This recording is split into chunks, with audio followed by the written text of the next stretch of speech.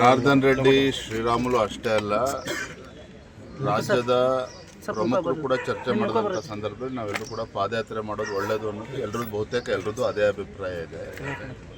ಆದರೂ ಕೂಡ ವರಿಷ್ಠರ ಜೊತೆ ಚರ್ಚೆ ಮಾಡಿ ತೀರ್ಮಾನವನ್ನು ತೆಗೆದುಕೊಳ್ಬೇಕು. ನಾನು ಈಗಾಗಲೇ ನಮ್ಮ ಪಕ್ಷದ ಹಿರಿಯರಿಗೆ ವರಿಷ್ಠರಿಗೆ ದೆಹಲಿನ ಮಾತನಾಡಿದ್ದೇನೆ. ಇವತ್ತು ನಾಳೆ ಒಳಗೆ ಅದ್ರ ಬಗ್ಗೆ ಸಂದೇಶ ಮಾಹಿತಿ ಬರ್ತದೆ. ಆದರೆ 17ನೇ ತಾರೀಕು ಜನಾರ್ದನ್ ರೆಡ್ಡಿ ಅವರಾಗಲಿ, ಶ್ರೀರಾಮುಲು ಆಗಲಿ, ನಮ್ಮ ಪಕ್ಷದೆಲ್ಲ ಹಿರಿಯ ನಾಯಕರುಗಳು ಕೂಡ ಬರ್ತಾ ಇದ್ದಾರೆ.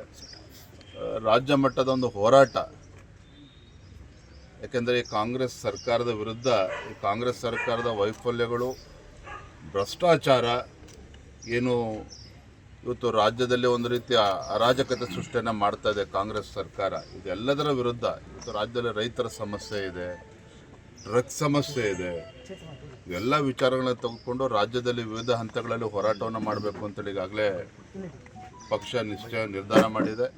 ಹಾಗಾಗಿ ಮೊದಲ ಹಂತದಲ್ಲಿ ಈ ರಾಜ್ಯದಲ್ಲಿ ಕಾನೂನು ಸುವ್ಯವಸ್ಥೆ ಹದಗೆಟ್ಟಿರುವಂಥ ಸಂದರ್ಭದಲ್ಲಿ ಬಳ್ಳಾರಿನಲ್ಲಿ ಬೃಹತ್ ಮಟ್ಟದ ಒಂದು ಹೋರಾಟವನ್ನು 17ನೇ ತಾರೀಕು ನಾವು ಹಮ್ಮಿಕೊಂಡಿದ್ದೇವೆ.